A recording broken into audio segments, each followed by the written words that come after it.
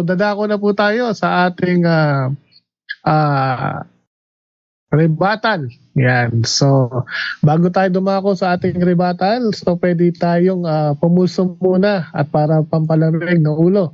So, pumulso muna tayo sa ating mga manonood. So, shoutout lang tayo sa mga pangalan. Di na po tayo magbabasa ng mga mga comment. So, shoutout Kuya Jepoy, shoutout Sandrio, shoutout Wataro, shoutout Chiki Curry, shoutout Hanili Maria Muzones, shoutout Sandrio, kaya shoutout Tibano, kaya si Brian, Hens, shoutout Drew Kaalim Pinggol, idol yan. Si Edwin Bahas Carbano, shoutout, yan. So, sa punto por punto, baka may gusto kayong pulsuhan na Brother Jando. Okay, shout out ko lang yung mga nanonood ngayon sa ating live sa Facebook natin na ngayon ay umabot sa 704. Yan. And 820. 835 pala. 835. Ayan, no, nasa screen 835. And then sa YouTube natin, maabot ng 1,312. Shout out ako sa lahat ng mga nanonood ngayon. Ang total views natin sa YouTube ay umabot ng 4,004. Okay. So, balik ko na kayo sa iyo, Brother Nash. Okay, thank you so much. So, syempre, hindi na natin patatagalin. So, ready ka na po ba, Father Darwin, for yes, your po. 10 minutes rebuttal? ready so, po. Okay, if you're ready now, so you may take your 10 minutes now. So, maraming salamat, Brother Rian Fuentes at sa ating moderator, dalawang moderator natin. At napatunayan natin na ang presensya ng Diyos pala ay makapaging banal sa lugar. Atin muna babasahin ang Exodus chapter 3 verse 5. Ito ang nakasulat, mga kapatid. Ating unawain maigi dahil gumagamit siya ng term implicit and explicit. So, meron talagang term implicit, no? Implied na hindi na kailangang basahin pa dahil implied yan eh. Sa Exodus chapter 3 verse 5, sinabi ng Diyos, huwag kang nang lumapit pa. Tanggalin mo ang inyong sandalyas dahil banal ang lugar na kinatatayuan mo. Sa size, Brother Jando. Ako ang Diyos ng inyong mga ninuno, ang Diyos ni na Abraham, Isaac at Jacob. Nang marinig ito ni Moses, tinakpan niya ang kanyang mukha dahil natatakot siyang tumingin sa Diyos. So, ano yung lupa na pinagtatayuan ng Diyos? Banal ito na lugar dahil nagpakita ang Diyos. At babasahin natin ang 1 Samuel chapter 4 verse 4. Ano ba ang nakapalibot sa kaban ng tipan o Ark of Covenant? Kaya basahin natin ha. So naging banal ang lupang iyon dahil sa presensya ng Diyos. So yung presensya, just imagine, malapit ka sa Diyos. Lapitan ka sa presensya ng Diyos. No? Yung mga lugar na yon maging banal yon. Kaya nga natawag ang Jerusalem Holy Land. Bakit nandun si Kristo eh? Doon isinilang si Kristo. Holy Land. Hanggang ngayon, banal na lupa yung Holy Land. Lalong-lalo na ang presensya ng Diyos ay nasa ibabaw ng kirubin. Naging banal din yan. Pero hindi lang aaminin ng ating kapatid. Dahil wala na siyang role ngayon kung aaminin niya. Pero implied na yan. Linaw na linaw. Basahin natin ang 1 Samuel chapter 4. Ito po ay hindi nila matitinag ito. Kaya ipinakuha nila sa Shiloh ang kahon ng kasunduan ng Panginoong makapangyarihan. Ang takip ng kahon ay may estatwa. Estatwa pala, kirubin. Ng dalawang kirubin. At nananahan sa kalagitnaan nito ang Panginoon. Sumama sa pagdala ng kahon ng kasunduan ang dalawang anak ni Eli na sina Hofni at Phinehas. So dito mga kapatid, inaamin na niya kanina na naging banal yung lupa dahil sa presensya ni Yahweh. Dito, nananahan nga eh. No? Kaya nga, base sa Hebrew chapter 9 verse 5, ito ang nakasulat. Sa ibabaw ng kahon ay may mga kirubin na nagpapahiwatig ng presensya ng Diyos. Hindi ang kahon ang tinutukoy dito. Sino ang nagpapahiwatig sa presensya ng Diyos? The glory of God is the cherubim. Bakit? Nananahan ng Diyos dyan. Kaya nga, naging banal. Kahit hindi natin mababasa. Implied yan. Yan ang ginagamit mo na term. Implicit. Implied. No, kung basa tayo ng Biblia sa Nehemias 8:8, basahin nyo ang kasulatan. At unawain nyo naman. No, posible babasa tayo. Wala tayong unawa. So, at sinusundan natin, hindi yan wastong translation. Gusto ko King James Version. Sinundan natin. No, ano ba ang kahon ba ang tinutukoy dito? Na klarong-klaro na ang subject dito is the cherubim. The cherubim, subject dito is the. Kapag may article na the, it is the subject of the sentence. The cherubims of glory, shadowing the mercy seat. It refers to God. So, wala namang glory ang ordinaryong imahen. Pero because of the presence of God, naging yung kabanal-banalan ay nagpapahiwatig sa presensya sa Diyos, no? So, sabi niya dito, the cherubim has, hindi na ginamit itong term has. Of dito ang ginagamit. Ano ba yung of? Possessive case. Ano ba yung possessive case? It refers to the subject. It refers to the subject. Of, possessive case. No? The cherubims of glory. So, parang, ang kaluwalhatian ay nanggaling sa cherubim. Bakit? Nandyan nananahan ng Diyos. 1 Samuel chapter 4 verse 4. Naging banal yan dahil nananahan ng Diyos dyan. Kahit hindi natin mababasa. At sabi niya, sang-ayon kami na merong images. So, dito na lang kami mag-debate, secret ba or hindi. At inaaminan niya, impliedly, sa Exodus chapter 3 verse 5, na naging banal yung lupa dahil sa presensya ng Diyos. Kaya nga, inilagay ito. Na babasahin natin, Brother Jando, ang Dos Chronicas chapter 3 verse 10 to 13. Ito ang nakasulat. Inilagay ito sa Holy of Holies. Kung nandyan yung, ating basahin. At sa kabanal-banalang bahay o sa templo, ay gumawa siya ng 2 kirubin na gawang nilarawan at binalot nito ng ginto. Patuloy. At ang mga pakpak ng mga kirubin ay may 20 siko ang haba. Ang pakpak ng isang kirubin ay 5 siko na abot sa panig ng bahay. At ang kabilang pakpak ay gayon din na may 5 siko na abot sa pakpak sa isang kirubin. At inalagay ito sa kabanal-banalan na lugar. Holy of Holies. Nasa sa likod ko. So, napatunayan natin, naging banal yung sacred images dahil sa presensya ng Diyos. Hindi sa ribulto. Dahil sa presensya ng Diyos. Oh. At base sa talata na ginagamit natin, nandun pala ang Diyos, makikipagkita. Just imagine sa harap sila, dahil hindi makikita ang Diyos. Invisible yung Panginoon. Gumagamit sila tangible representation ng Diyos. Yung kirubin. Babasahin natin ang Exodus chapter 25 verses 22. Ito ang nakasulat. Makipagkita ako sa iyo roon sa gitna ng 2 kirubin. Just imagine, ang Diyos ay makipagkita nila. Nasa ibabaw ng kahon. At ibibigay ko sa inyo ang lahat ng utos para sa mga mamamayan ng Israel. At sa 2 Chronicas chapter 7 verses 1 to 3, yung buong templo mga kapatid, punong-puno ng presensya ng Diyos. Babasahin natin, Brother Jando.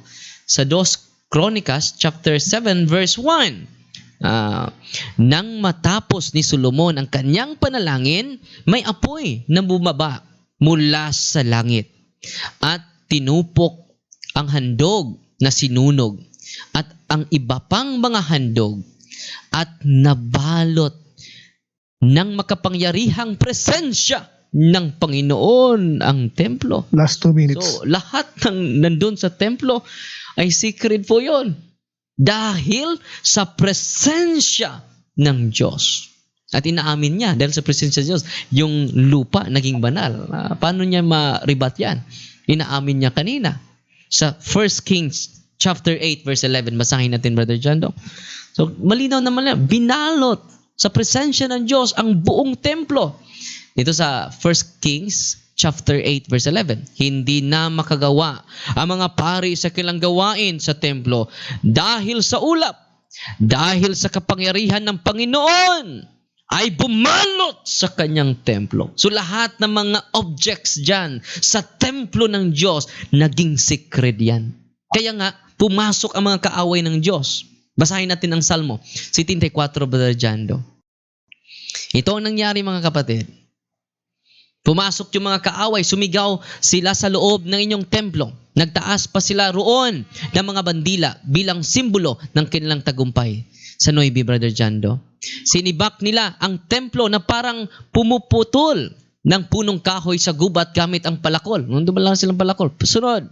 Sa 9, exercise, all sacred symbols are gone. There are no prophets left, and no one knows how long this will last. So nawala yung mga secret symbols natin. Ano ba yung secret symbols? Yung mga larawan ng mga kerubin. So sinatawag ito, tinanong ko siya kanina, sang-ayon ka ba na secret symbols ito? Sabi niya, dali ang sagutin, pero mamaya na yan. No? So, kapatid na Rian. Time. Okay. Time. Okay, time. Maraming salamat, Father Darwin, sa iyong presentation sa yung rebuttal. So, Bro Rian, ready ka na para sa iyong cross-examination para kay Father Darwin? Yes, ready na po. Okay, kung ready ka na, your 10 minutes will start now. Alright, let's see. Parang may tumawag. Teka, Yes, ma'am. parang may tumawag. I-off ko lang. Okay, post time. Dinig ba dyan yung may tumawag? Ulitin Okay, natin. wala. Ayan. Okay, wala na. Okay. Sorry. So, may tumawag. Wait lang, restart ko lang yung time. Restart ko lang yung Sa time. atin. Wait lang. Ready ka na, bro? Alright, ready na po. Ready. Mr. Moderator. Okay, kung ready ka na, I'll give you your 10 minutes, bro. Go ahead. Okay. Dito tayo, magsisimula po tayo sa mga palaging binanggit niyo po, Sir Darwin, yung about sa cherubims. Kayo ba sa inyong templo may mga cherubims pa ngayon?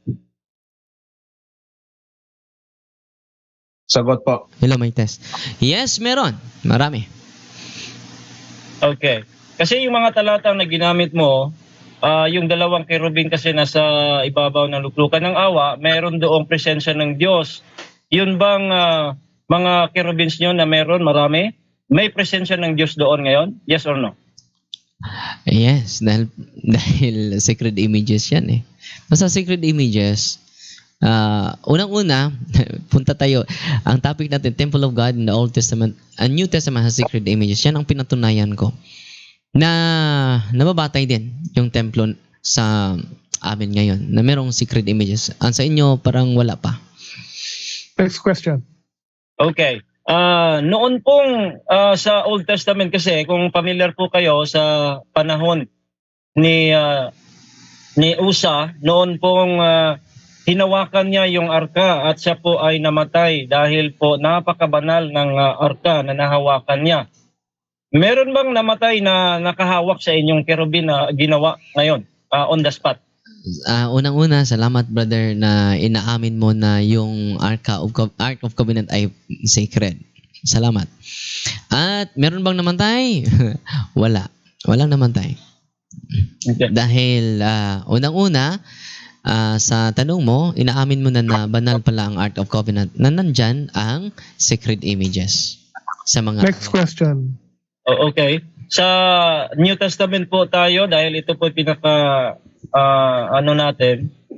Sa New Testament po ang Arka of the Covenant ba ay dala-dala ng mga apostol pa o hindi na? So, inuulit mo lang yung katanungan mo kanina. Una-una, dahil hindi yan ipinagbawal, hindi nang patuloy pa yan na aral na yan. Dahil hindi sinalungat ng mga apostol. So, nagpatuloy pa hanggang sa kanilang panahon. At pumasok pa sila sa templo sa Acts of the Apostle chapter 3 verse 1 upang magdasal sa oras ng alas 3 at magdasal doon. Next question. Okay. Yung presensya ng Diyos na palagi mong nabanggit din sa inyong rebuttal ay dahil na yun daw, sabi mo, ayon mo, na yan ay nagpapakabanal doon sa lugar, ay Genesis 3 at sa Arka or sa mga kerubin. Ang tanong ko sa iyo ngayon ay sa New Testament kasi, ang Diyos mismo, presensya ng Diyos, dahil Diyos, ang Holy Spirit ay mananahan sa mga mananampalataya. Aariin mo bang banal ang mananampalataya dahil nandyan sa kanya yung presensya ng Diyos?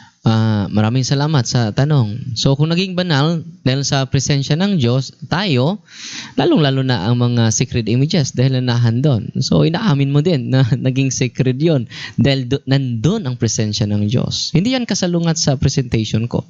Naging sacred yung images dahil sa presensya ng Diyos. Naging banal ka dahil sa presensya ng Diyos. So inaamin mo na ang imahin sa kirubin, sacred din dahil sa presensya ng Next Diyos. question.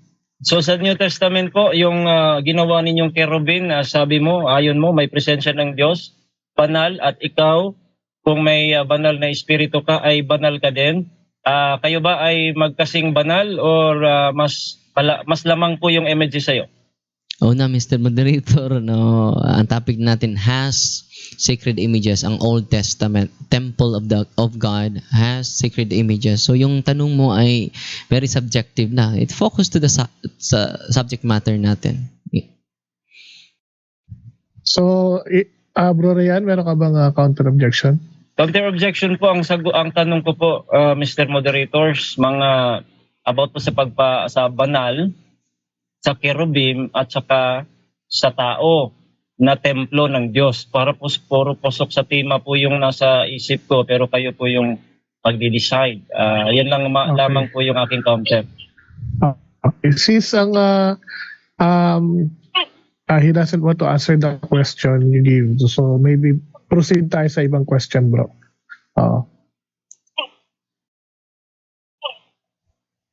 Sige, bro. Tanong tayo ulit. Kayo na ba? Sir Moderator Johnson? Okay ba kayo? Okay. Alright.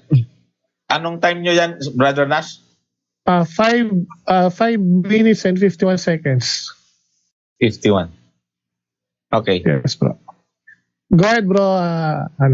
Ryan. Okay. Alright.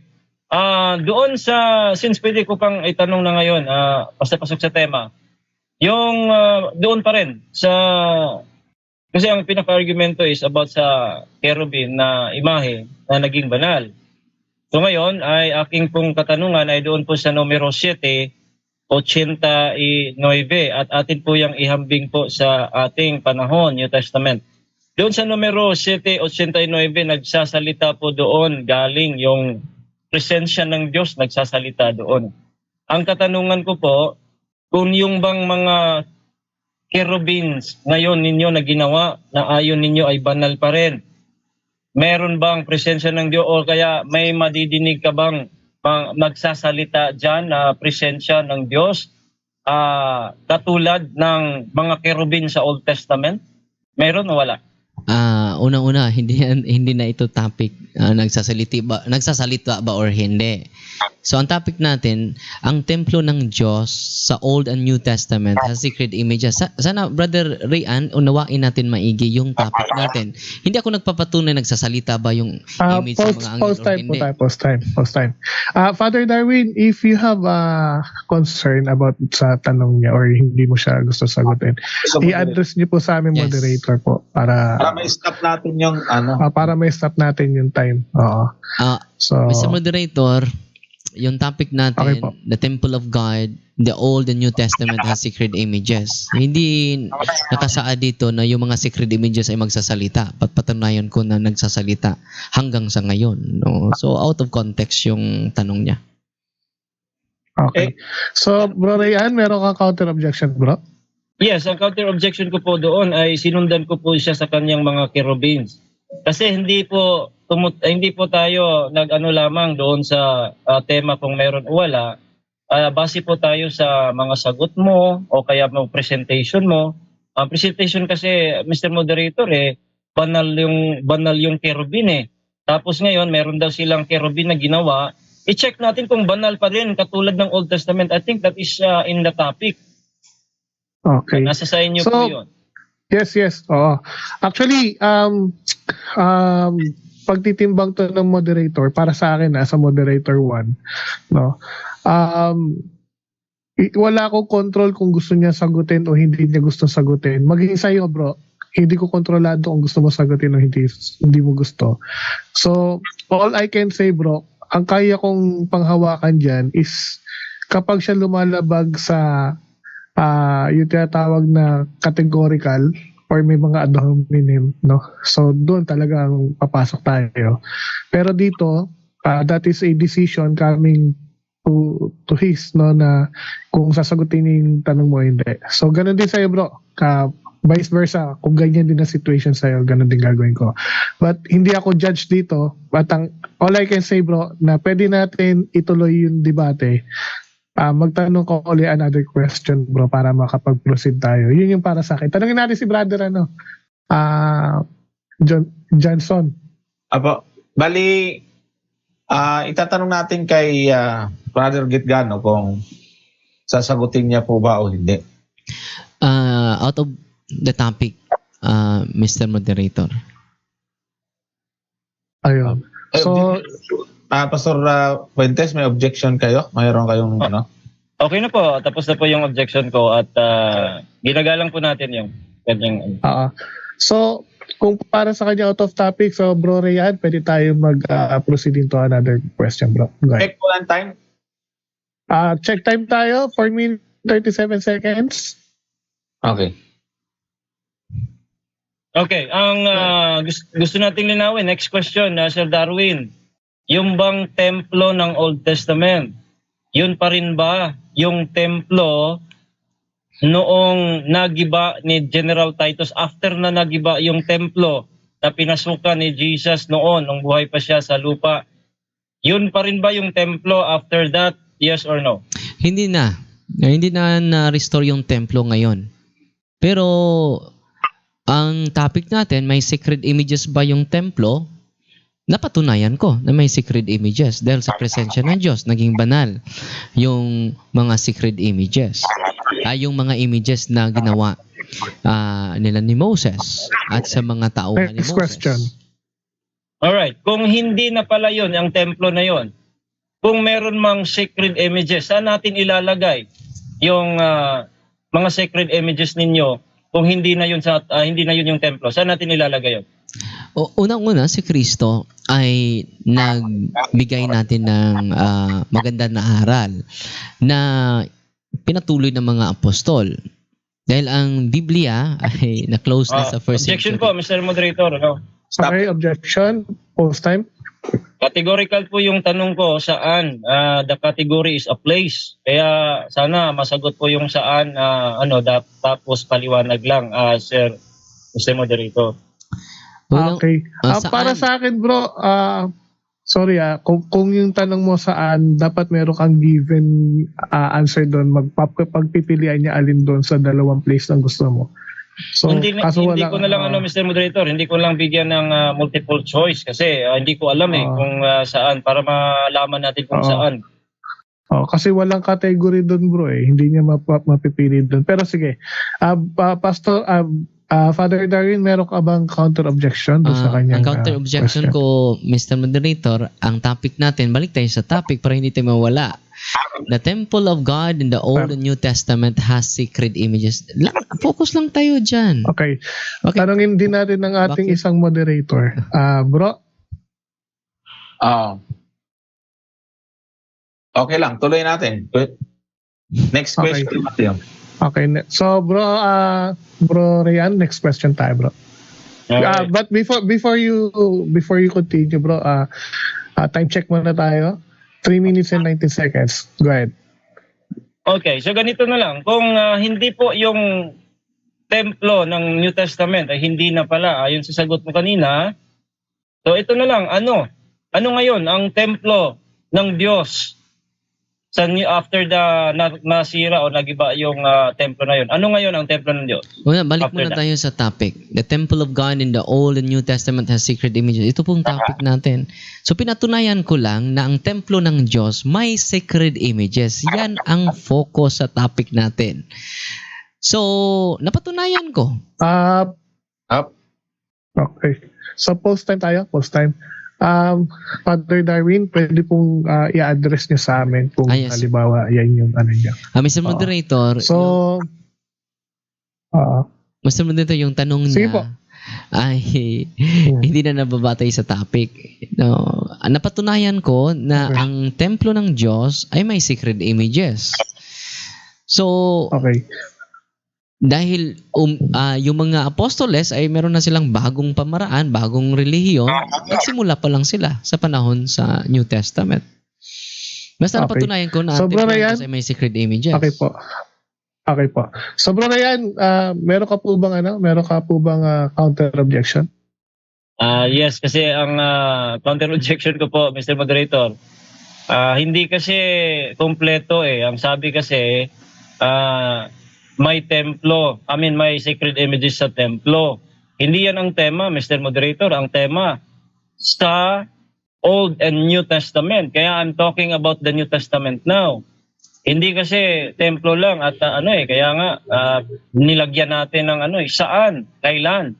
So New Testament po ang tanong ko, kaya kanina sinundan ko po yung tanong eh. Sabi kasi kung templo pa ba yun o hindi? Sabi niya hindi na. Kaya ngayon, magtatanong ako kung ano na ang templo ng Diyos para malaman natin kung anong templo yun sa New Testament kasi nasa tema yun. Okay. So I'll give you another chance to ask Father Darwin. Father Darwin, are you going to answer his question o magpapas tayo another Yes, question? I will answer the question of Pastor Rian. So, sa Okay. New Wait lang Testament- po. Mm-mm. Time check lang tayo, time check. We still have 2 minutes and 44 seconds. Sige, go ahead for Father Darwin. Sa New Testament tayo, sa Luke chapter 2 verse 22 to 23, doon pinipresent si Kristo sa templo ng Diyos. At sa Matthew chapter 21, 12-13, sabi ni Kristo, ang templo ay bahay dalanginan. So, hindi niya dinidestroy ang templo. Ini-acknowledge na bahay na dalanginan. Pati ang mga Next apostol question pumasok sa templo. Next Acts question. chapter 3 Okay, verse 1. in the next question ko po Sir Darwin, ang tanong ko kasi kanina ay noon pong nagiba yung templo. Yun pa ba yung templo ng Old Testament? Sabi mo hindi na. Ngayon, binasahan mo ako ng Luke at saka Matthew na si Jesus Christ and nandoon pa. Ang tanong ko po sa iyo, kailan ba itong nabasa mo na isulat mo ng Lucas at Matthew, alin ba nauna, si General Titus o itong Lucas at Matthew ng mga narratives nila? Alin ang nauna doon? Nauna ang mga account sa mga ebanghelista. So, piniprove ko na kahit si Kristo ay hindi sumasalungat sa mga imahe na sa loob ng templo. Hindi niya sinabi na, kunin niyo na yung mga larawan ng mga kirubin. Sinasabi pa niya, itong bahay ng Diyos, bakit ginawa niyo na bahay ng mga magnanakaw? So, kino-confirm ni Kristo. Kung ginigagba, so si Titus ay hindi yun. Wala rin yung pananampalataya sa Diyos. Okay, next question. Sundan po kita dyan. May propesiya ba ang Panginoong Hesukristo na yung templo ng lahat nandoon ay magigiba? Meron o wala? Meron. Dahil hindi nila tinanggap si Kristo. May propesiya siya. Natupad niya yan ang nangyari. So, meron ng bago siyang reliyon. So, it refers to his new religion, which is now Christianity. Next question. Ano na ngayon ang templo ng Christianity after that? So, kung mabasahin natin ang first century Christian, meron silang catacombs. Dahil wala pa silang templo noon. So saan sila mag-gather? Sa mga cave. Nakapunta ako dun sa Holy Land. Dun sila mag-gather sa cave. At sa catacomb na yon ay may mga images ng ating Panginoon at ng mga apostol. Good Next shepherd. question. Alright. So ngayon, dahil inaari mong templo yung mga catacombs at templo din yung mga mananampalataya, I believe, aminin mo yan. So ilan ngayon yung templo ninyo sa Old Testament? Siguro natin. Time na. Sa New Testament po. Time? Pasagot na lang siguro natin. Okay. Sige, this is last question. Last bro, question. Last question yan. Kasi, Is na next, So, isa lang ang ang templo, no? Pero merong templo na building, meron ring templo na it refers to the people of God. So, yung templo where the people of God gather, tinatawag na templo ng Diyos. Pati na yun ng gather, templo ng Diyos din. okay, time. Time's up. So, dadako na tayo sa ating 10 minutes sa rebuttal ng negative side. So, ulitin natin ang tema para po sa mga manonood natin for today. At ang tema po natin, no? The temple of God in the OT and NT has sacred images. So, yan po ang pinaka-tema po natin as of now. So, yan. So, maraming salamat po at sa panonood. So, Brother Rayan, ready ka na ba for your 10 minutes rebuttal? Yes, Mr. Moderator. Ready na po. Okay, kung ready ka na, you may take your 10 minutes now. Ayan. So, magandang gabi ulit mga kapatid. Salamat sa inyong pagsusubaybay, pakikinig. Yan, napakaganda. Dapat kasi, tema mo yan, Sir Darwin, kaya kailangan nating isa-isahin. Ano ba yung Old Testament? Ano ba yung sacred images? Ano ba yung templo? Kaya lahat ng mga katanungan ko, paglilinaw yun. Actually, wag mong isipin na ipapahiya o iipitin. Gusto po naming malaman kung ano ba talaga yung katotohanan na dala ninyo. Kaya itatanong ko yung nasa tema. No? Ang mga tanong ko kasi wala naman sa ibang mga nasa templo, doon lang umiikot eh. Kaya ngayon, since hindi nyo sasagutin, ay yun ang pinakapunto ko sa inyo mga kaibigan Katoliko at saka mga kaibigan natin, mga kapatiran natin. Ang kasi maganda yung last niyang sinabi. Replay niyo po itong video na ito, last niyang sinabi. Yung sabi niya, isa lang ang templo. At nabanggit pa niya yung mga mananampalataya dahil yun talaga ang pinaka bagay. Yun ang pinakabagay. Yung shadows of things to come, yung mga pare, pinalitan kasi yun lahat eh. Yung mga pari sa Old Testament, hindi na yun yung mga pari sa New Testament. Yun ang paggamit ng wastong paggamit ng Biblia. Kaya yun ang ina-abide natin na hindi tayo For example, na lang natin, yung mga pamumuntos, no? Pwede naman natin tanggapin na hindi pagsang-ayon. Ipagpalagay natin na sacred yung cherubim, yung lugar. Pero sa Old Testament kasi yun eh. Pagpalagay na lang natin para hindi tayo matagalan doon. Pero dito tayo sa New Testament, tingnan natin. Mahirap kasing sagutin kung ano pa ba yung templo, saan ba ilalagay? Kasi gusto naming malaman Sir Darwin. May sacred images sa New Testament, sa templo ng New Testament. Nagiba yon. Anong nagiba ba yon? Ano na yung templo? Sabi mo, mga catacombs. Mga catacombs yung nabanggit mo, plural. Pero nung tinanong ka, ilan ba yung templo? Sabi mo, isa lang. Ano ba talaga, kuya? Gusto naming malaman po ang buong katotohanan na dala po ninyo. Kaya kung totoo po yung dala ninyong aral, ay malugod namin papakumbabaan po namin yon ang aming puso at tatatanggapin namin. Pero as of this time, parang puro palusutan kasi. Wala sa katotohanan. Unang-una, kung nagpo-focus po kayo sa cherubim sabi mo, kayo ba gumagawa ng cherubim? Sabi mo, oo, gumagawa kayo. Yung hinawakan ni Usa, yung arka, namatay siya dahil sa banal po yung arka na yan. Napakabanal ng arka. Ngayon, meron bang namatay sa inyong mga images kasi gustong ipasok po ninyo ngayon na yung mga images sa Old Testament, yung mga images niyo ngayon, the same. Hindi po, mali kasi. Hindi po kasi yun. Wag ninyong, hindi po pwedeng gawin po ninyong, iparallel po ninyo yung Old Testament sa inyo ngayon. Hindi po pwede yun.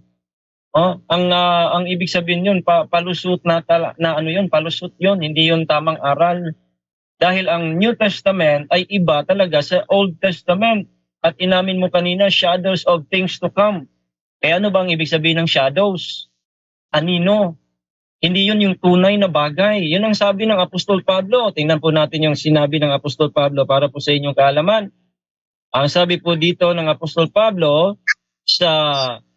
dito po sa napakalino po, parang against po tayo kay Apostol Pablo kung gano'n, Sabi niya dito sa Colossus. Tingnan natin yung Colossus 2:8, This is all about the, sabi niya dito, Colossus 3:12. Hindi ko na yung talata dito. But sabi kasi dito, fullness,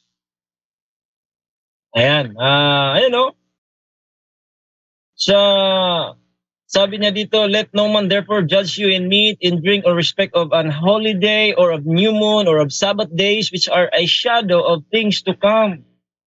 Those are just shadows of things to come. So ngayon, ang pinakatamang aral, yung templo ng Old Testament, hindi na yon yung templo ng New Testament. Kaya gibang-giba na ang tema mo. For example, mapatunayan mo na may mga images sa Old Testament na templo, yun po ay half-truth. Kasi ang tema natin, sinama natin yung New Testament kasi nandito tayo, New Testament. Ngayon, New Testament tayo. Giniba yung templo. In fact, nabanggit ko po yung prophecy, devotional ko kanina, yung prophecy sa is that in John or Mark? I think Mark, Mark chapter 14 yata, yung ang sabi niya dito is that 14 or 15. See, parang dito yun. Okay. Meron pong prophecy, nakalimutan ko po yung prophecy ni Jesus Christ na yun pong darating ang panahon. Ito po, sa 13 pa lang, sabi dito, and as he went out of the temple, one of his disciples saith unto him, Master, see what manner of stones and what buildings are here. Ano pa nila yung templo, pero anong sabi ni Jesus Christ? And Jesus answering said unto him, seest thou these great buildings? There shall not be left one stone upon another that shall not be thrown down. Ayan, sabi pa ni Sir Darwin, naganap daw yung prophecy ni Jesus Christ na ito. So ano ang nangyari mga kaibigan? Ang nangyari po, hiniba po yan ni General Titus. Kaya ngayon, wala na pong ang templo na yun, hindi na po nagpagawa ang Diyos ng templo. The second temple hindi na po nagpagawa. So ang tanong ko po, saan natin ilalagay? Yung kung ang templo, sabi niya isa lang ang templo. Ano ba yung isang templo na yon? Kasi sa New Testament, ang aral ni Pablo, ang templo, yung mga mananahan. Yung mga mananahan.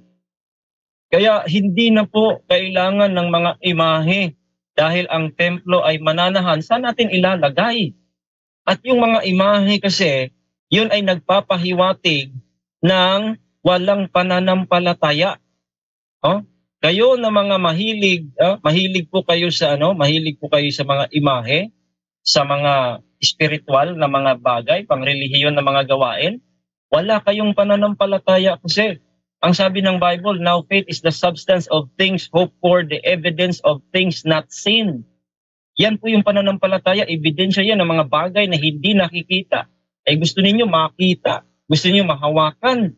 Pero ang sabi ng Diyos, yung pananampalatayang tunay, kaya God is a spirit. Kaya ang sabi niya dito, but without faith, kung walang pananampalataya, imposible ninyong ma-please ang Panginoon. Kaya kailangan po tayong mananampalataya sa panahon ng New Testament. Last 2 minutes. Operation na po ng Espiritu ng Diyos spiritual na po ang kanyang working. Hindi na po yung mga bagay na mahawakan, makita. No? Kaya ang nangyayari, dahil wala kayong dala-dalang imahe kung saan kayo, then ano ang kahit anong gagawing masama, okay lang dahil hindi kayo nakita.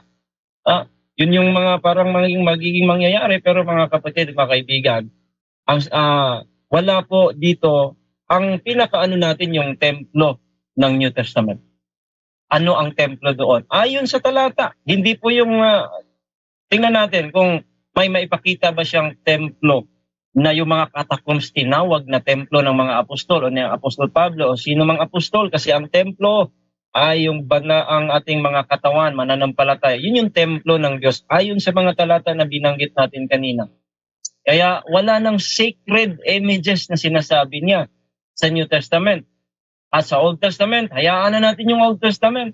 Kahit tawagin niyo pang sacred yon, may mga imahe, alam namin yan.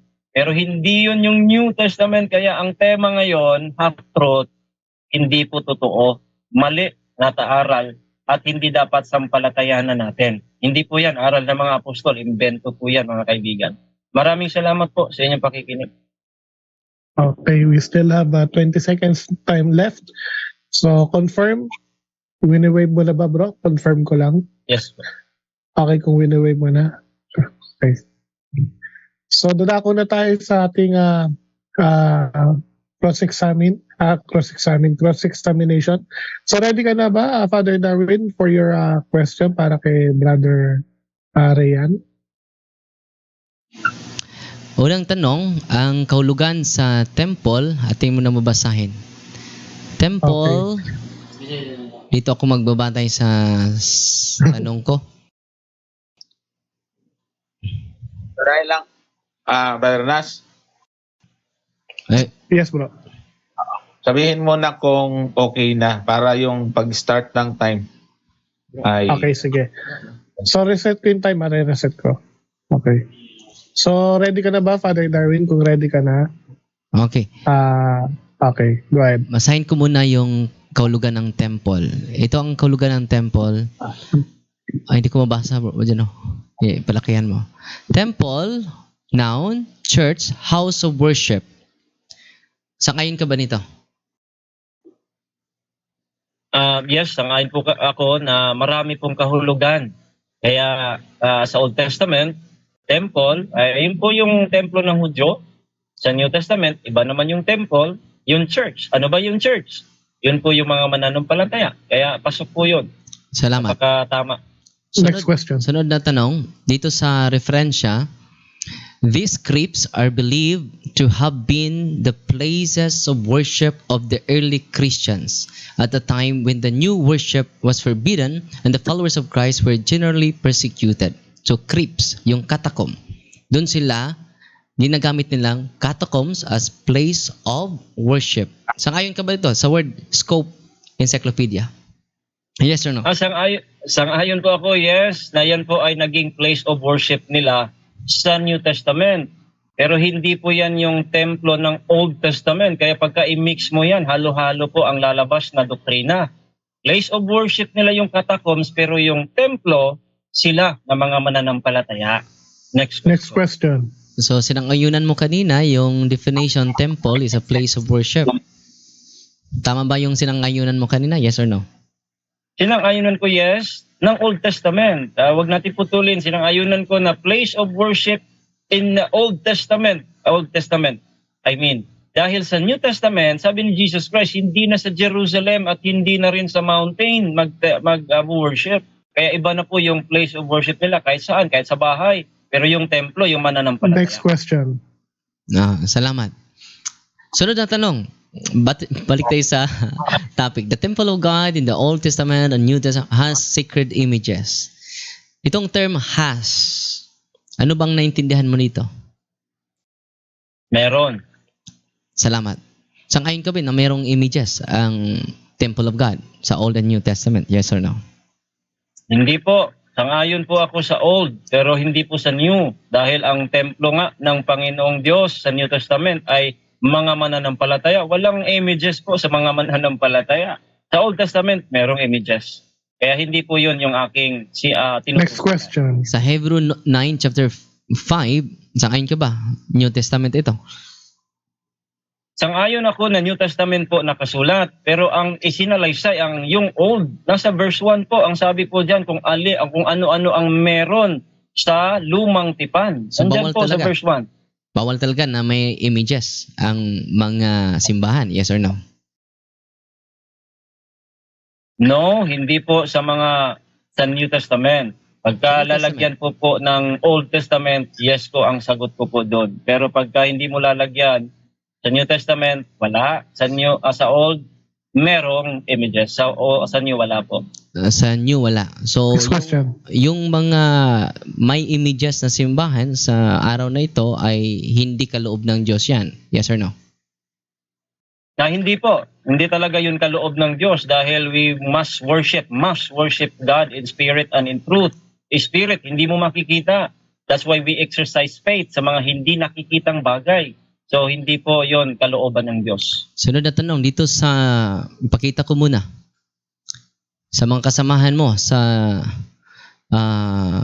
See Inside Broadway Baptist Church, Pollard Building before redevelopment. Merong image ni Kristo. Kasamahan mo ito. Sang-ayon ka ba sa mga kasamahan mo? Yes or no?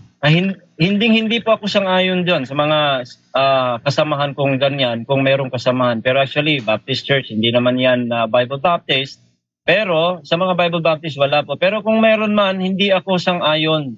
May pagkakamali din yung mga namamahala dyan. At ang sabi ni Kristo, ganapin ang lahat na inutos. Hindi po inutos ni Kristo na maglagay ng mga imahe dyan. Salamat. So, hindi ka sang-ayon sa kasamahan mo. Dito, sa Bethel Baptist Church, may Bethel Baptist Church, may image naman ni Kristo.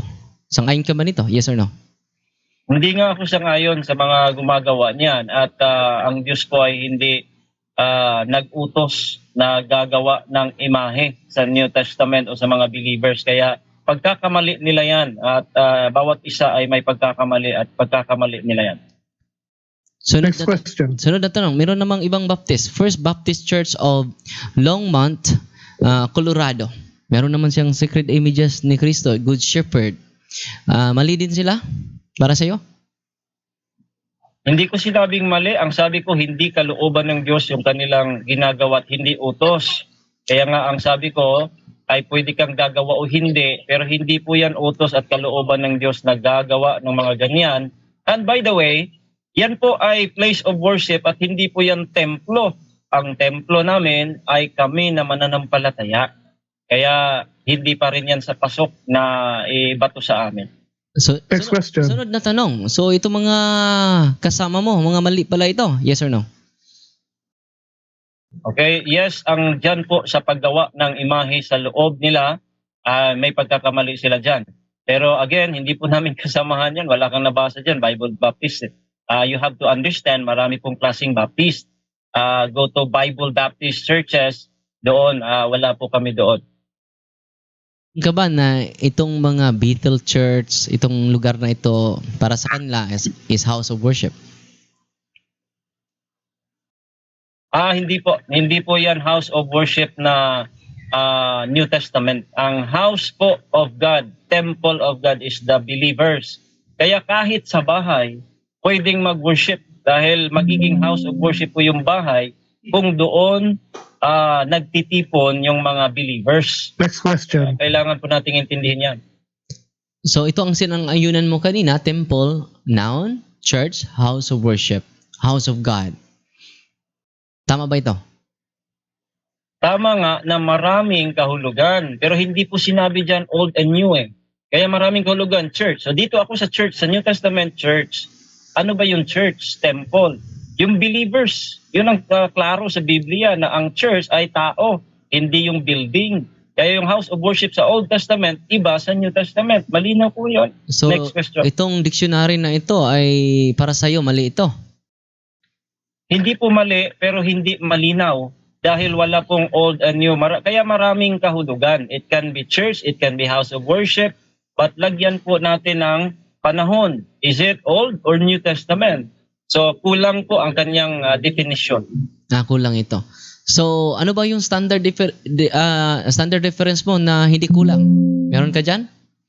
Ang Biblia po, ang standard reference ko na hindi kulang, na ang templo ng Diyos, 1 Corinthians 6:19 and 20, 1 Corinthians 3:15, ang mananampalataya, yung templo ng Diyos.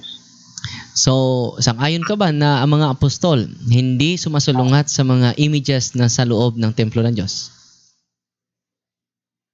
Hindi ako sang-ayon. Ang sasabihin ko po, wala pong naisulat kasi na sang-ayon sila o hindi. Kasi po sila po'y nagpipreach lamang. Kaya I cannot judge sang-ayon ba sila o hindi. Pero implied sa mga sulat ni Apostol Pablo, if you have faith, then you have to exercise it na hindi nakikita, sumampalataya kang walang nakikita. Sa Acts chapter 3 verse 1, pumasok siya sa loob ng templo. Tama ba yung ginawa ng mga apostol na pumasok sa loob ng templo? Minsan, nagpunta sina Pedro at Pablo sa templo alas 3 ng hapon noon, ang oras ng pananalangin. Sangayon ka ba nito? Yes or no? Sangayon po ako at the time of the book of Acts kasi transitional po yan at nandyan pa po yung templo na sinasabi natin sa Old Testament, the second temple. Pero hindi po upang gumawa ng mga imahe. Wala pong ganun eh. Pumasok lamang po sila dahil mga Hudyo nandoon at nag-preach po sila doon sa templo at nanalangin. Hindi po ng mga imahe. Next question. Itong templo na pinasukan nila, sangayon ka ba na may images ito? Yes or no?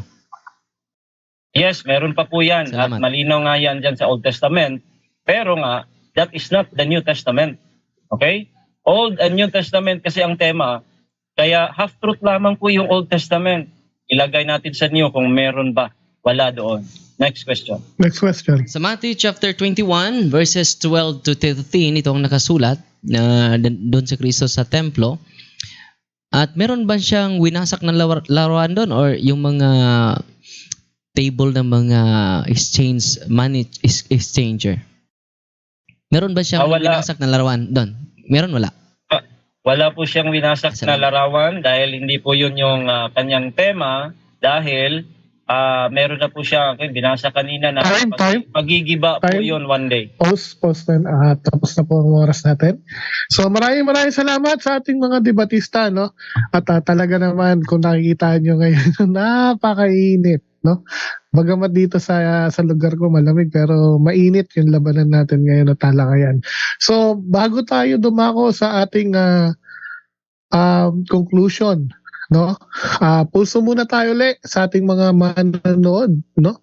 So yan. So shoutout tayo sa mga nanonood, si Pablo, si Tahiti, yan, shoutout, si Online Preaching, shoutout, si Brian Caberte, shoutout sa iyo, si Edwin Baha, shoutout, si Boy Letra, shoutout, at si Jojo Abria, shoutout sa inyo, si Kuya Jepoy, shoutout, si Pablo Jose, shoutout, no? Sanrio, si Wataro, si Chiki, si pangalan nito, si Tabamo. Okay. So sa punto por punto, baka gusto niyo mamulso. Okay, pulso naman ako sa punto por punto. Gaya na sinasabi ko, basta punto por punto, ang daming nanonood. Ayun, ang ating live sa Facebook, tumataginting na 824 live viewers. At sa YouTube naman ay umaabot ng 1,390 viewers. Basta punto por punto. Daming manunood niya, kaya manood na kayo. Okay, Brother Nash, back to you. Okay, maraming salamat, Brother Jando. So yan, set na natin ang ating timer for 5 minutes. Alam naman natin, no, sa ang rules po ng Bring It On, no, along with the punto por punto, kung sino ang nauna siya mahuli. So, Bro Rayan, Ilang minuto na? Conclusion na? Yes, conclusion na. 5 minutes tayo, brother. Okay. Yes po. So, Brother Rayan, so alam naman natin ang ating tradition. So, bro, kung ready ka na, sabihin mo lang sa akin kung ready ka na. Bro Rayan? Inaayos lang yata. Okay. So, let us give him a time. All right, I think okay na. Okay. If you're ready na, bro, Ilang minuto po again? 5 minutes. 2 5 po, questions. 5. Okay. Okay. Thank you. Okay. Go ahead, bro. Alright, so again, dito po natin nakikita mga kaibigan at kapatid na kailangan po natin gamitin ng tama ang Biblia. Sa debate kasing ito ay kailangan po kasi natin yung katotohanan, no? Huwag po tayong yung mga tinatawag na palusutan, pamamuntusan, no? Hindi po 'yon ang katotohanan.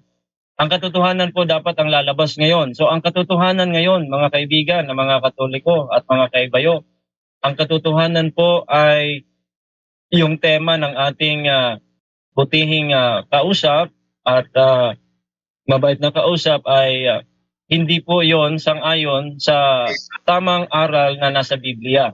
Yan po ay half-truth. Dahil half-truth po yan, yan po ang pinaka-dangerous doctrine.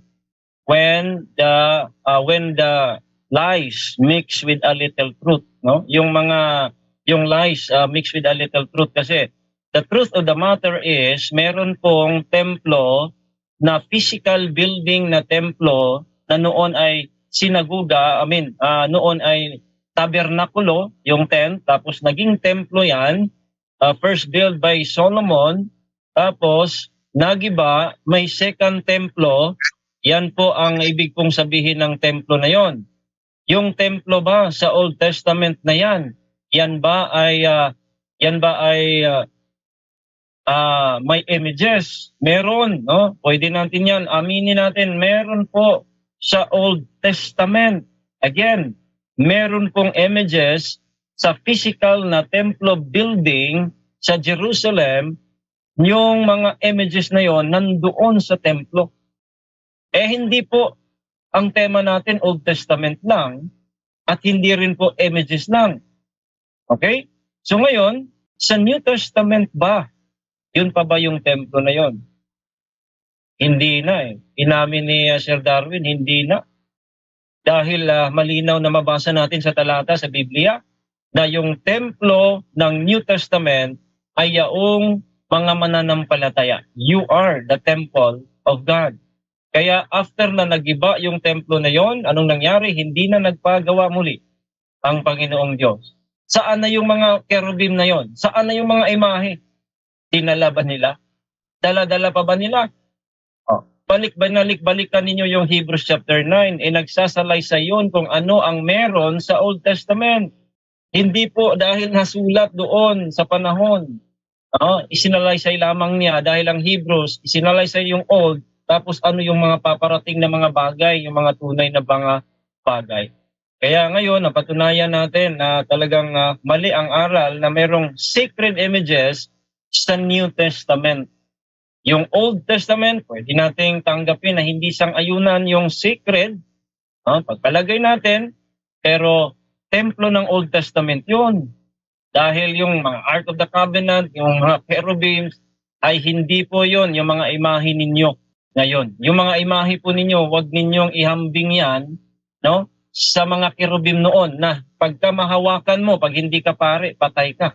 On the spot. Ngayon, hindi na. Bakit? Kasi hindi. Sabi pa niya kanina, may mga may presensya daw ng Diyos, yung mga kerubim nila. Paano mo nalaman? Kasi nga, may video kang sinabi mo, na yung mga hindi na ng pare, may ma-infested ng mga bad, evil spirits pa. So ano ngayon ang sasabihin natin? Kaya maling-mali po yung aral na yan. Dahil sa New Testament, we have to exercise faith, and without faith, it is impossible to please God. At ang pagsamba natin, we must worship God in spirit. Walang nakikita. In spirit and in truth. Dahil pag hindi mo makikita, you can exercise faith. Ang problema, walang pananampalataya, kailangan makita, kailangan mahawakan, kaya gumagawa kayo ng imahe, pero hindi yan yung mga imahe noong Old Testament. Hindi yan yung Ark of the Covenant, mga gawa-gawa po ninyo yan, at hindi po yan kalooban ng Diyos. At in fact, more than that, sinasamba nyo pa, niluluhuran at pinoposisyon. Kaya mga kaibigan ko, Katoliko, we love you, and we pray for you na sana po kayo po'y maliwanagan ngayon na ang pagsamba na hinahanap ng Ama na magsamba sa Kanya sa Espiritu at katotohanan. Walang imahe sa New Testament, lalong walang sacred images sa New Testament, sa templo ng New Testament, dahil the temple of God in the New Testament is the body of the believers, ang church, hindi na po yaong physical na templo na building. Maraming salamat po sa inyo at sa aking kausap, Sir Darwin. Okay, thank you so much, Brother Rayan Puentes. Ayan, thank you sa iyong conclusion. So, dadako na tayo ngayon sa ating conclusion ng affirmative. So, ready ka na, Father Darwin, para sa iyong 5 minutes? Hello. Ready na po, kapatid. Okay, kung ready ka na, bibigay ko na po ang 5 minutes niyo. Go ahead. Maraming salamat, Mr. Moderator, at sa ating mahal na kapatid. Balik tayo sa topic, the Temple of God. In the Old and New Testament has sacred images. It refers to the structure. So, merong structure sa Old Testament, meron ding bayan ng Diyos. Yung bayan ng Diyos, Temple of God din. At yung building, we are referring to the building, not to the people of God. Ito po ang topic. Wala. Temple of God, not the people of God. So the people of God can be also temple of God. But dito, we are referring to the structure, the building, na meron bang sacred images. Yan po ang topic. At sabi niya, bawal po yung paiwas. Siya yung gumamit ng paiwas dahil kanina sa Hebrew chapter 9 verse 5, sinundan natin siya. Saan ba dito? Ang nagpapahiwatig, ang kahon ba o ang kirubin? Sabi niya, hindi yan wastong aral eh. Hindi yan wastong translation. Sa King James, sinundan natin. Ang nakasulat doon, ang subject is the cherubims of glory shadowing the mercy seat. Yan ang nakasulat. Binago niya. Instead of, sinabi niya kanina, has. No? So, yan ang palusot. No? Kita niya, sabi niya kanina, bawal ang palusot. At ang gumiba sa templo ng Diyos ay hindi naman ang mga Hudyo.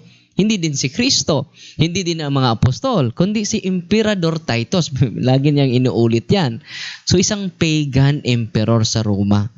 Ang nagiba sa templo ng Diyos, hindi ang mga apostol. Therefore, hindi kaloob ng Diyos na gigibain yung hindi ang mga apostol ang nagiba ng templo, kundi ang pagan emperor. So, hindi ang mga tagasunod ni Kristo. At paulit-ulit natin na sa Exodus chapter 3 verse 5 dahil sabi niya hindi yan secret. Pero nakita nyo, hindi na siya nagribat sa secret. Dahil kapag magribat siya sa secret, maging fallacy yung mga explanation niya. Sa Exodus chapter 3 verse 5, and he said, "Draw not high hither, put off thy shoes from off thy feet, for the place whereon thou standest is holy ground." Dahil sa presensya ng Diyos. So, lahat ng mga bagay na sa loob ng templo ng Diyos ay sacred objects. Kaya nga sa Numbers chapter 5 verse 17, ito ang nakasulat mga kapatid, Numbers chapter 5 verse 17. 5 verse 17, ito nakasulat. The Lord said to Moses and Aaron, "Do not let the group of Kohathite clans perish from the body of the Levites, that they may live and not die when they approach the most sacred objects." Maraming sacred objects sa loob ng simbahan. Kaya nga, tinanong ko siya kanina, sa Psalm chapter 74 verses 3 to 9, may pumapasok na mga kaaway ang Diyos sa loob ng templo ng Diyos. Nagdala sila ng palakol, martiryo, dinurog nila ang mga sacred symbols namin. Ang tanong ko sa kanya, itong mga imahe ng mga anghel, kasali ba ito sa sacred symbols? Sabi niya, madali niya yung sagutin, pero hindi pa oras sagutin. Yan po ay paiwas. Dahil kapag sasabi siya, kasali yan, hindi sacred. So napatunayan natin ng templo of God, the temple of God in the Old and New Testament has sacred images. Ito po ang topic natin. Has sacred images. Meron ba? Dahil negative siya, patunayan na nawala.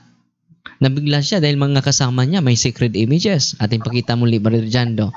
Ang kaya mga kasamahan, parang hindi niya alam ito, na yung mga kapatid niya at mga kasamahan niya na mga puro Baptist po ito. So, kita natin, there's no unity among themselves. Broadway Baptist Church, Pollard Building, may image. Bethel Baptist Church, may image ni Cristo. Meron ding First Baptist Church of Longmont, doon sa Coronado, sa Amerika. Sa Bethel Baptist Church, merong secret images. So, mismo yung mga kasamahan niya, may secret images. So, dito mga kapatid, ay sabi niya, mali sila dyan. No, ako lang ang tama. So, ang dami ng mali, siya lang ang tama. So, ang katotohanan mga kapatid, ay makikita natin na napatunayan natin ang topic natin. The Temple of God in the Old Testament and New Testament has secret images. Thank you. Okay. So, thank you so much sa ating dalawang magigiting na debaters. At syempre, pasalamat din tayo sa aking partner na moderator. Yan, maraming salamat po.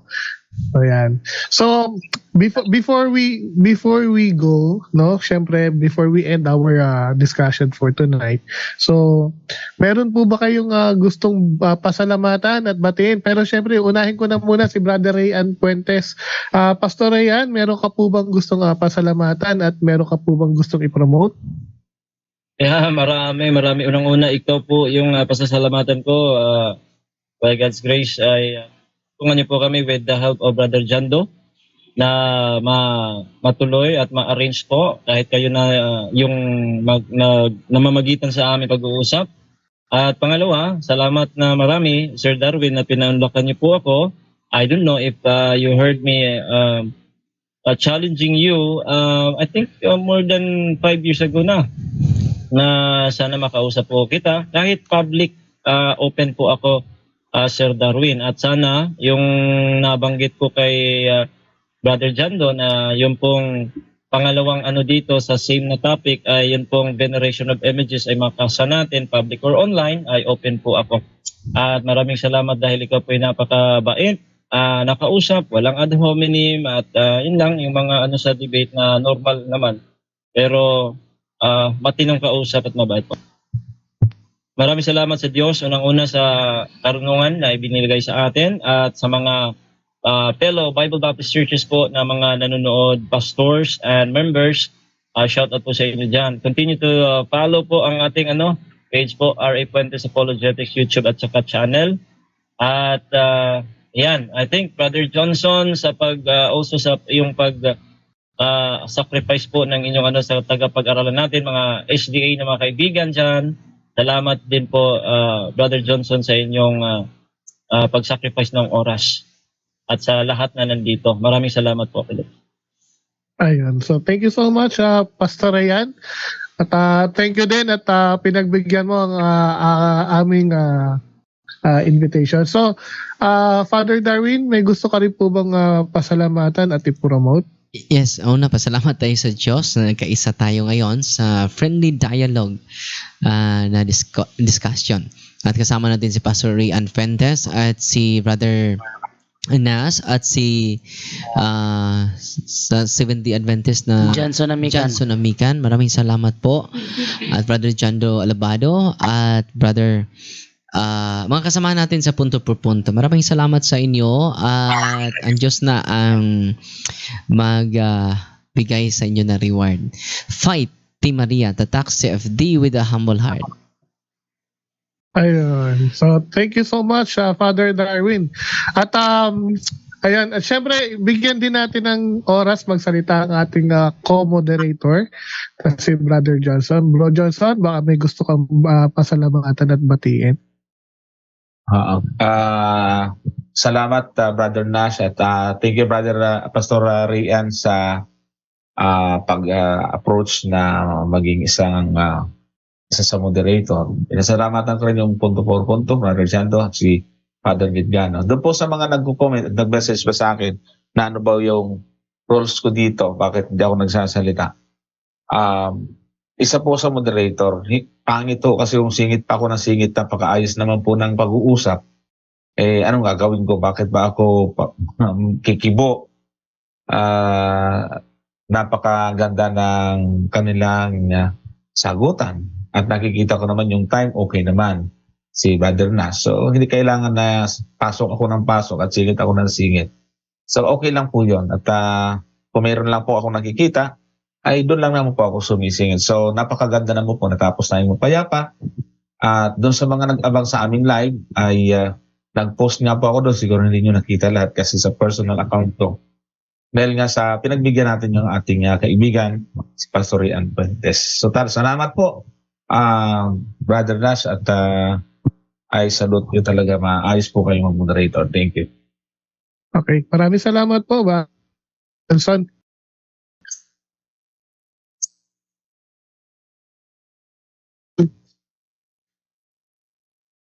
Before I end, oras na magpapasalamat, bibilisan ko lang po. So thank you so much kay Brother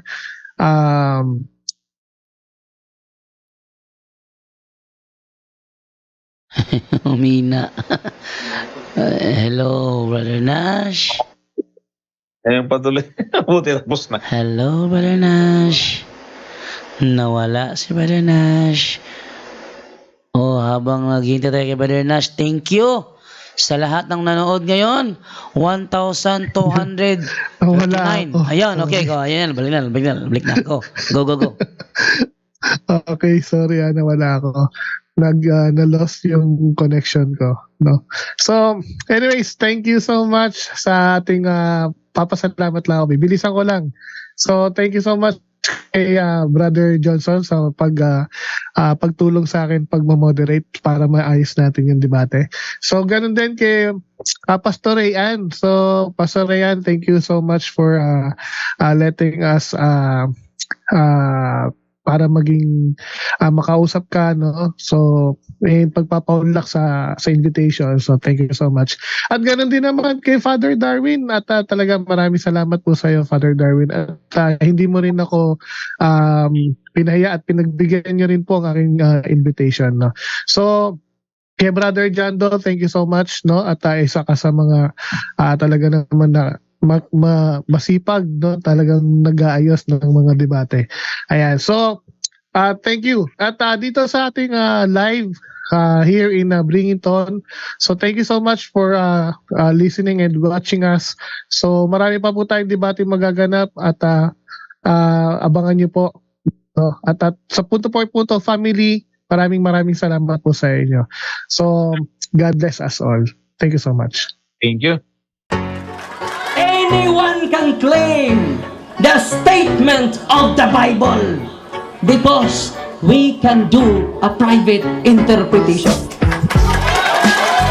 Kining ako mga kaigsunan nga gipabarog nga usa ka haligi nganong matuod ang simbahan tungod kay gitukod ni Kristo. Dili tungod sa pagkamabasa, dili tungod sa karakter, dili tungod sa ngan, usara ang haligi nga kung ipabarog nganong nahimong tinuod ang simbang Katoliko way laing rason tinukod sa atong Ginoong Hesus-Kristo. Talakayan to, hindi bara-bara, katotohanan lang walang palusot. Para sa mesa ng usapan, di kami nag-aaway. Puro talakayan, hindi banggayan ng patay malisay. Aral hinahimay, parang beats na nire-replay. Truth ang target namin, hindi hypo display. Bawat teksto sinisilip, context yan di pwedeng ipinipilit. Doctrine na solid, hindi fake, hindi boses ng Diyos, di namin gustong i-credit. Doktrina flow, hasal ng pag-iisip. Salita ng Diyos, yan ang aming inisip. Uhaw sa turo, kaya kami nagdidip. Sa talakayan, truth ang pinanghahawakan. Keep it! Doktrina flow, hindi ito laro. Pag-unaway tumatagos hanggang buto. Sa bawat linya, puso ang sumisigaw. Katotohanan lang, walang bawal, walang bawas raw. May tanong, sige lapag mo, let's go. Di kami takot sa debate na may respeto. Espiritu ang guide, parang beat na smooth ang tempo. Pag may liwanag, lahat ng shadow nagme-melo. Hindi kami nagmamarunong nag-aaral lang. Pag may gap sa mind, Diyos ang pumuno niyan. Ang Iglesia ng Diyos mula Espanya papuntang Pilipinas. Dapat malinaw yan. Hindi kompetisyon, hindi kami nagrarime para lang manalo. Puso ang puhunan, hindi bara-bara ang palo. Truth ang goal, yan ang tunay na trono. Doktrina flow, hustle ng pag-iisip. Diyos, yan ang aming inisip. Uhaw sa turo, kaya kami nagdidip sa talakayan. Truth ang pinanghahahakan. Keep it, Doctrina flow, hanggang dulo go. Liwanag ang bit-bit, hindi ego. Sa doctrinal na usapang totoo. The pillar and foundation of the Kami ang truth bida. is the church, and the Catholic Church is the church founded by Jesus Christ. Then, asay inyong pilion.